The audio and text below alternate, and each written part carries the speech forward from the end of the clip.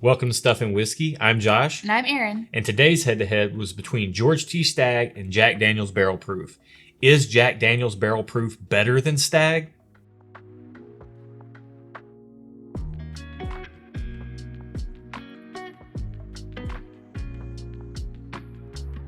Welcome to the channel, bringing real-world content to the real-world whiskey consumer. Our head-to-heads are always double-blind. We don't know what we're drinking, but you do. I pour these sample jars in interesting matchups that seem like they would be something that we would enjoy doing and you would enjoy watching. What we're going to do here is we're going to randomly select one of these samples. I've poured them, I've labeled them on the bottom.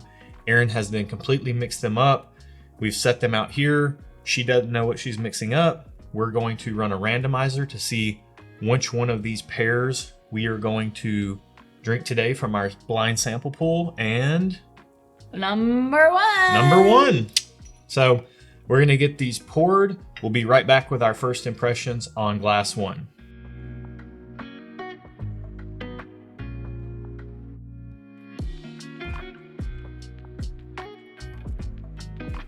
Ooh. This smells sweet. It smells really sweet. It smells really strong. Mm-hmm. Ooh. It smells kind of syrupy. It smells like it's going to be heavy feeling. Yeah. Is that a thing in whiskey? Yeah. Oh, yeah. I'm just getting a lot of syrupy sweetness. Yeah. A lot of caramel. Ooh, that smells good.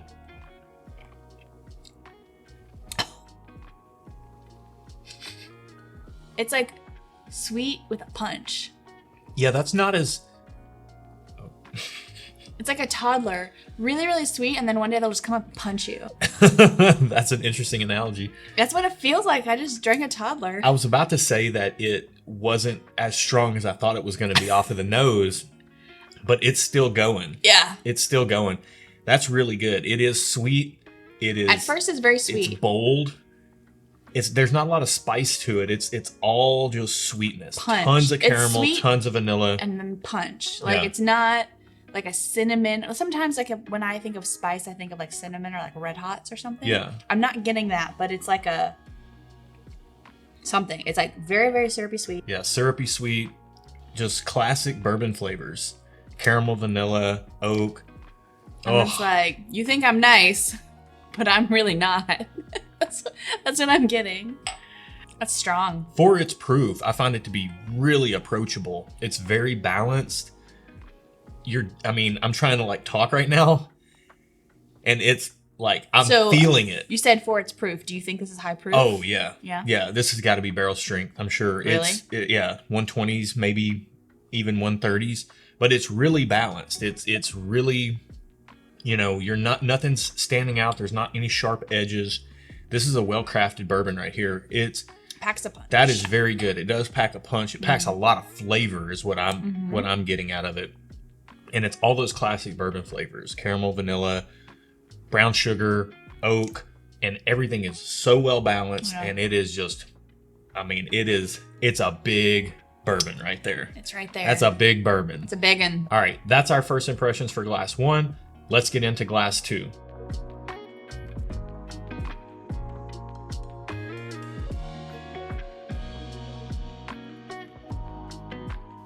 Whoa, that smells like a bunch of bananas. I don't smell that. Yeah, that's all I'm getting is just a ton of bananas. Wow. I just smell alcohol. Yeah, it's like it's like a fruity sweetness. Bananas just for days. Bananas for days. Ooh, that tastes different than I thought it was going to. That's smooth. It is. Yeah, very much so. There's a lot of stuff going on, but all of it's very smooth. These are both very similar. Like I'm getting... Really? Well, they're similar in their experience. The taste is totally different, but there's not a lot of sharp edges for being as high proof as they are. These are definitely two high proof pours right here. You think? Yeah, they're both packing a lot of flavor, a lot of punch, but they're very balanced for what they are. Mm-hmm. They're coming about it in a different way. You got classic bourbon flavors in glass one. In glass two, you're leaning more like a fruity sweetness. I'm getting a ton of banana. I don't get that and at apple all. As well, but just But banana and apple. it's funny because it's very smooth, and yet I still feel it going right now. Yeah, Like I'm still feeling. Yeah, Mhm. I mean, I was feeling glass 1 when we started glass 2 still A little down bit, here. yeah. Even though we cleared our palates in between tasting both of these, they got some proof on them. Oh, this is really smooth. Yeah, what's standing out? Proof is getting me. What's standing out to me about this second one is the mouthfeel. It's really oily on the mouthfeel. What does that mean when you say a whiskey's oily? It just feels like it coats everything. Okay. It feels like you take a drink and you swallow, and it still feels like it's coating your entire palate. Like it's got the sides of my cheeks, the roof of my mouth, the top of my tongue. Like it's everything. I have swallowed it many seconds ago, and it still feels like it's there. These are both quite good. This is going to be a very interesting decision as to which one we prefer and how we score these. So I have a guess on how it's gonna go. We'll see if I'm right. Yeah. So we're gonna keep that information to yourself. I'm not gonna say what I think. Influenced I'm not by gonna you. say. Yeah. So we are going to take a break. We're gonna score these, and we'll be right back with those scores.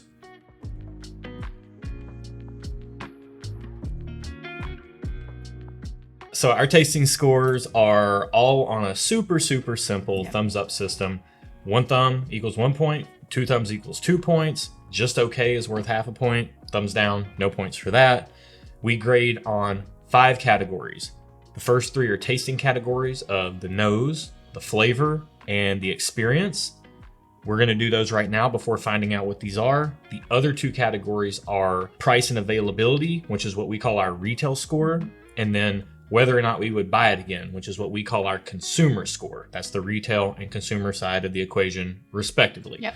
We'll get around to that after we find out what these are. But first, we want to tell you guys what our tasting scores are before finding out, so that you're getting our absolutely unbiased opinion. So nose, flavor, experience. Aaron, where are you at on glass 1 for your tasting score? Okay, so for glass 1, I gave it a 4. I gave it 2 thumbs up on the nose. It smelled really good. I gave it 1 thumb up on flavor and 1 thumb up on experience. I gave glass 1 a 6 on tasting score. Okay. 2 thumbs up on the nose, 2 thumbs up on the flavor, 2 thumbs up on the experience. Where are you at for glass 2? All right, glass 2, I gave a 5. I only gave it 1 thumb up on the nose. It smelled alcohol-y, but I gave it 2 thumbs up on flavor, 2 thumbs up on experience. Okay. Glass 2, I gave a 5 as well. Okay. Although our scoring broke down a little differently. I gave it 2 thumbs up on the nose, 1 thumb up on flavor, Okay. 2 thumbs up on the experience. Do you have any additional notes or comments on these 2? Yeah, I think glass 1 smelled way different than it tasted to me, Interesting. which was why I think I gave it 2 thumbs up on nose, because it smelled like it was going to be... I think I'm learning that I like easy sippers. And so it smelled like it was going to be an easy sipper, and it was not. It had lots of flavor, and so I gave it a thumbs up. But the experience wasn't my favorite personal journey to go on. I felt like I was getting punched in the mouth and the throat, and then my esophagus as it was going down. So all that to say, though, it had good flavor. So it wasn't bad. It just wasn't my personal preference. So, and I think that's why I scored it higher, but still lower than glass 2, which I thought glass 2 didn't smell any different to me than a normal whiskey when I first smell it. But the flavor was there, and I like good flavor, but it was a more pleasant experience. I preferred the flavors in glass 1 over the flavors in glass 2.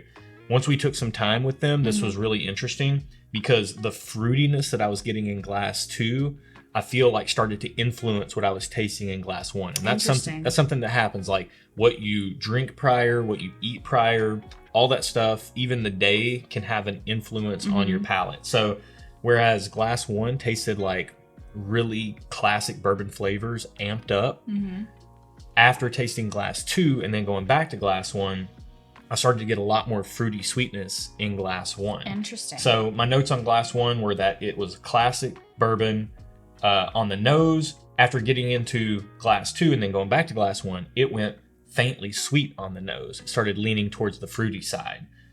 On the palate, just caramel, apple, and oak. And I started to get more of that apple after glass 2, because I think it put in that fruity sweetness. Yeah. And then I wrote long finish with 5 O's. Both of because them. this thing went on. They both are, but glass 1 went on for days. Uh-huh. And I wrote sweet oak and brown sugar. And I almost like that to me is like if I could write a perfect finish is like long sweet oak and brown sugar. So glass Sweet oak and brown sugar. Glass 1 is go. right in my personal wheelhouse. Yeah. Big bold flavors. I knew that. Sweet oak. I knew it. Lots of caramel. knew it. Glass 1's great. So to me, 2 knew thumbs it. up across the board. Glass 2, I said that bananas and then more bananas for the second tasting note. I have not smelled that or tasted that. Yeah.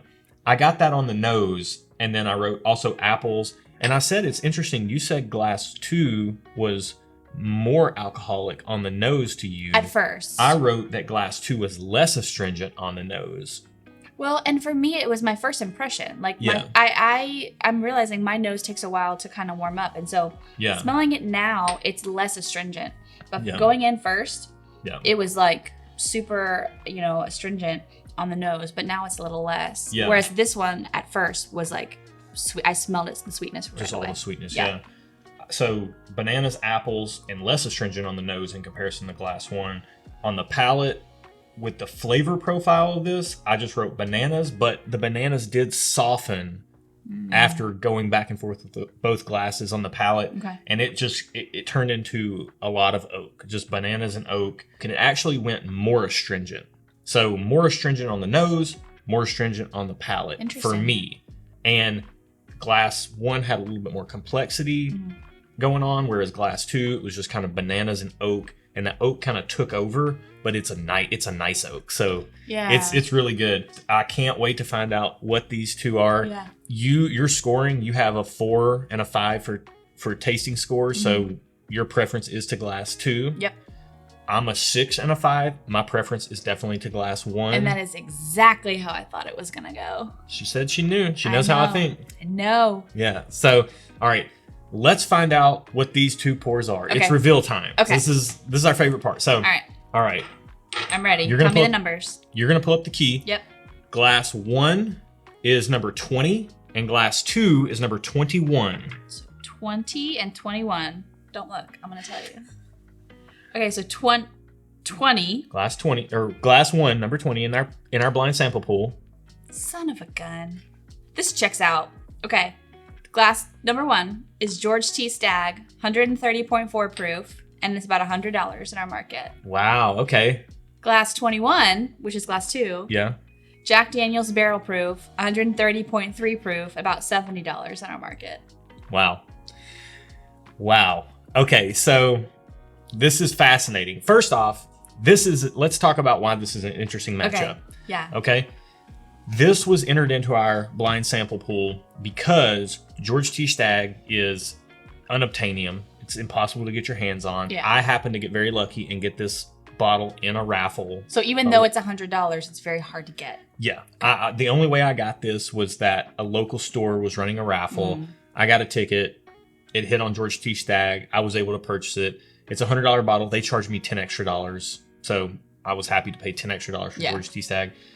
Considering how unavailable it is. You're never going to find this on a shelf. It's pretty much in our market only in lotteries. Gotcha. Unless you're going to go on the secondary market and buy it from someone who won it in a lottery, and then you're going to pay about $650 for it.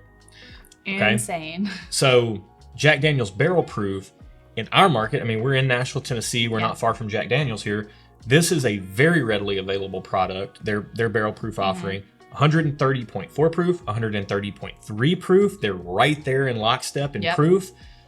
This is $30 cheaper in our market, much more readily available. And because George T Stagg is so limited, Jack Daniel's Barrel Proof has really caught on. And there's even like an Instagram hashtag going on. Oh, really? When people talk about Jack Daniel's Barrel Proof, they hashtag it better than GTS, better than George T Stagg. Really? So of course these had to be entered into our blind pool to see if Jack Daniel's Barrel Proof really is better than George T Stagg. And you know what's interesting is had I known that this was Jack Daniel's, which I didn't, I probably would have had some preconceived notions and scored this lower.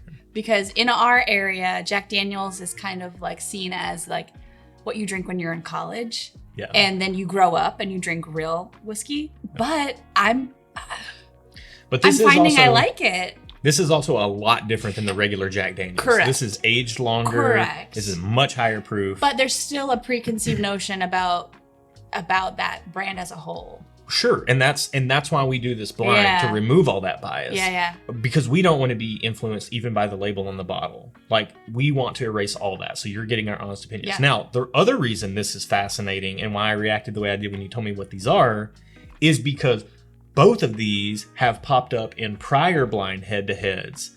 And I believe, if I'm not mistaken, Jack Daniels has scored same for me in previous head-to-heads. We just did one very recently of the Old Forester Barrel Proof and Jack Daniels. Yep. And we'll put a card up here so you can watch that head-to-head and see how that shook out. Yeah. George T Stagg has also popped up in recent head-to-heads. Yeah. It's been in 2, and we'll put those cards up too. The first one was, I think George... We'll link it below as well. Yeah, I think the first one was George T Stagg and Stagg Jr., if I'm not mistaken. And then the second time it came around in our blind sample pool at random, it was George T Stagg versus Rare Breed. And okay. I remember that. You'll have to check. The cards will be up here and the links in the description. This is fascinating because it goes to show you the difference that you can have from day to day, and depending on what you're drinking side by side or back to back, or what you've eaten, the difference in your palate. Because I think Jack Daniels, if my memory serves me correctly, which it often doesn't, we're getting old. Let's just be honest. It's true. Although mine's not so great either. So we're a mess. I think Jack Daniels has been pretty consistent for me day to day, but George T Stagg has been all over the place for me. Yeah. It's always been good, but the level of which it is good and whether or not I prefer it to a different pour can vary from day to day. Yeah. And that's for a product that is highly, highly sought after and highly marked up if you're going to buy it secondhand from someone. So absolutely fascinating. Yeah. So, all right, we need to transition into where we talk about the consumer metrics. The question here is, we've got George T Stagg at $100 if you can win it in a raffle once a year at the end of the year. If you don't do that, the only way to get your hands on it, I can get 10 bottles of George T Stagg tomorrow, but I'm going to pay about $650 per bottle.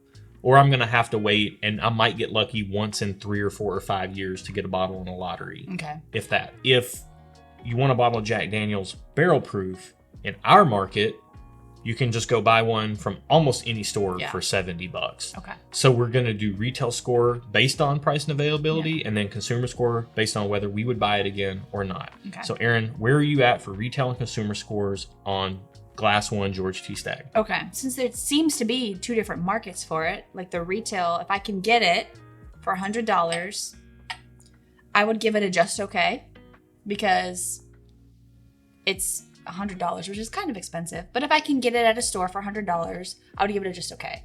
Now, if we're talking about $600 on the secondary market, that gets a big old thumbs down. That gets 2 thumbs down, and we don't even have that on our scoring. But I would not. We can deduct points, maybe? I would not buy it at all for $600. And I will say, the more I drank it, the less like punchy it became.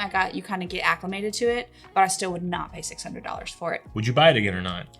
Consumer score. Would I buy it again? If it's sitting on the shelf and it's $100, would you buy it? I would. That would be like my special bottle when people come over to be like, hey, do you want to try something really strong? Yeah. In my mind, it's really strong. It would be more for guests, because if you were going to have something to drink, you would gravitate more towards glass too. For me, George T Stagg, price and availability, if you can get it at retail, it's great, but it's just, it's so unavailable. Yeah. I kind of waffle here between thumbs down or just okay. Knowing how unavailable it is, I mean, I got so lucky getting this in that raffle, but I have to give it a thumbs down just because of this such limited availability. And I think if you watch previous head-to-heads with this, I think that's consistent scoring for me. But today, I'm feeling discouraged with the availability of Stagg, and so I have to give it a thumbs down. Well, especially because we keep drinking it in these head-to-heads. So I know, we're running through our bottle. Our bottle is dwindling quickly. So I have to give it a thumbs down there. Consumer score, would I buy it again or not? Yeah, I would absolutely buy it again. Yeah. I would absolutely buy it again. So thumbs up Yeah. for consumer score on Stagg. Aaron, where are you at for retail and consumer scores on Glass 2 Jack Daniel's Barrel Proof? I mean, I feel like $70 is a pretty decent price, personally. Like, we talk about our yardstick bourbon, and which is rare breed, and that's about a $50 bottle. And so I kind of use that as a metric for price. I would give it a thumbs up on price and availability because it is so readily available in our market. I think that's factoring into it. $70 is not cheap by any means for me to pay for a bottle, but it's not so expensive. So, and then it's available everywhere. So I give it a thumbs up on the retail score. Yeah, and you are getting a barrel proof offering from Jack Daniel's for $70. A lot of the special releases out there are barrel proof, and those tend to carry a higher price tag. And there's a lot of reasons for that. They're not cutting the whiskey with any water, so they're getting less yield. Their barrels are going a shorter distance. They're filling less bottles, and so they have to pass that cost along because they're not in the business of making us happy. They're in the business of making money. So their barrel proof offerings are going to carry a heavier price tag. And it's not an exorbitant amount of money. So thumbs up on the retail score. And then, I would buy it again. For me, it was an easy sipper. It was the one I preferred. So I wouldn't go out of my way to buy it because there are other whiskeys that are cheaper that I like just as much, if not more. But I would buy it again. Just this on its own. So I give it a thumbs up on consumer score as well. So for Jack Daniel's Barrel Proof Glass 2 here, I give it a 2 thumbs up on retail score. Mm-hmm. As we have discussed in previous episodes, I am more prone to spending a little bit more on whiskey than you. So for me to get a barrel strength offering from Jack Daniel's at $70 to me is a great value for what you're getting. And then the fact that it is so readily available in our market gives it 2 thumbs up for me. Whether I would buy it again or not on consumer score, it just gets a thumbs up. I do like Jack Daniel's Barrel Proof, but consistently its flavor profile is not quite in my wheelhouse. Retail and consumer scores taken into account, along with your tasting score, add those all together. That's what adds up to what we call our real world score with the tasting and consumer metrics combined. So, Aaron, for Glass 1, where are you at for real world score? So my real world score, I gave it half a point for retail score, 1 point for consumer score. And so you add that to the 4 that I got for the tasting total, and it comes out to a 5.5 out of 10 for my real world score. Yeah. And for George T Stagg, for me, I gave it a thumbs down on retail score because of the absolute unavailability of it. I gave it a thumbs up on consumer score. Add that to my 6 points from the tasting score, and it gives it a 7 out of 10 for real world score for Stagg. So where are you at for Jack Daniel's Barrel Proof on real world score? All right. So for Jack Daniel's, I gave it a thumbs up on retail score, 1 point. Thumbs up on consumer score, 1 point. So you add that to the 5 points from the tasting total, and it gets a 7 out of 10 for real world score for me. So for Jack Daniel's Barrel Proof for me, I gave it 2 thumbs up on retail score, so 2 points there. Thumbs up on consumer score, I'd absolutely buy it again. Add that to the 5 points for my tasting score, and that gives Jack Daniel's Barrel Proof an 8 out of 10. Wow, so you've scored that higher than I did, and I like this one better. Yeah. And it's a good pour. If the flavors were more in my wheelhouse, it probably would be a perfect 10. This is something that's important to note. I very typically, my consumer score is linked to my flavor score. Interesting. So my flavor score on Jack Daniel's Barrel Proof was just thumbs up. It wasn't quite in my wheelhouse, so I didn't give it 2 thumbs up, but if something's readily available and good value and I like the flavor, I'll absolutely buy it again. For me, it's funny because my consumer score is very highly linked to my experience. Yeah. Interesting. Yeah. So see this scoring rubric, we built this thing to meet you where you're at. Yeah. So it's all highly individualized and highly personalized based on your own preferences. Yeah. Everybody's preferences are going to differ. Yeah. So as far as what we've learned here today, I don't even know. Apparently, I like Jack Daniel's Barrel Proof. You really like Jack Daniel's Barrel Proof. Which is kind of shocking to me And I don't know how I feel about it, but I'm just going to process that. Yeah.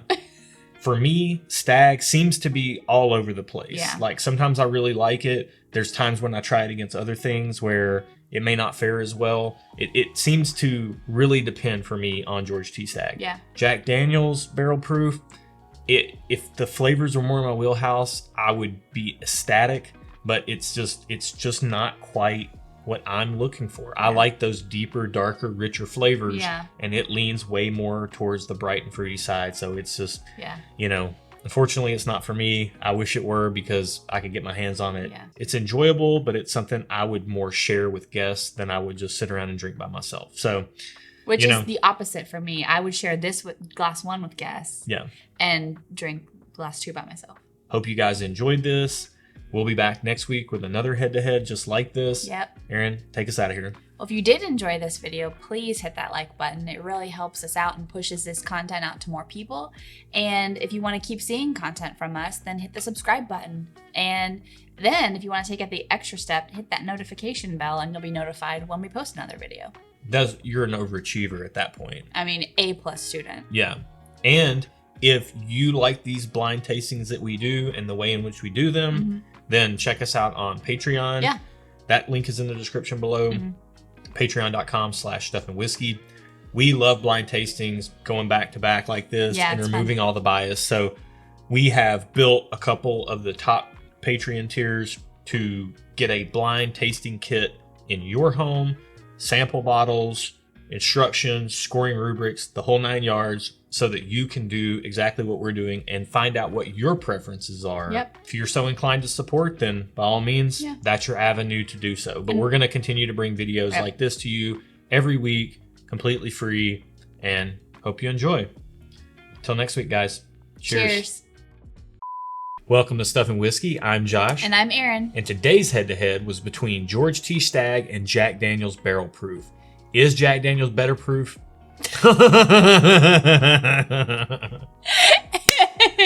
Is Jack Daniel's the better proof? That's good. No, I'm not saying that. That's okay. cheesy. Don't say that. All right. Cheesy's good though.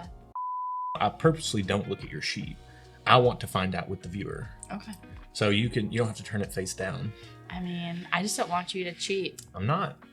Don't be looking at my sheet either. I'm not looking at your sheet. I know what you're gonna pick because I know you. That's all. I don't need to look at your sheet to know.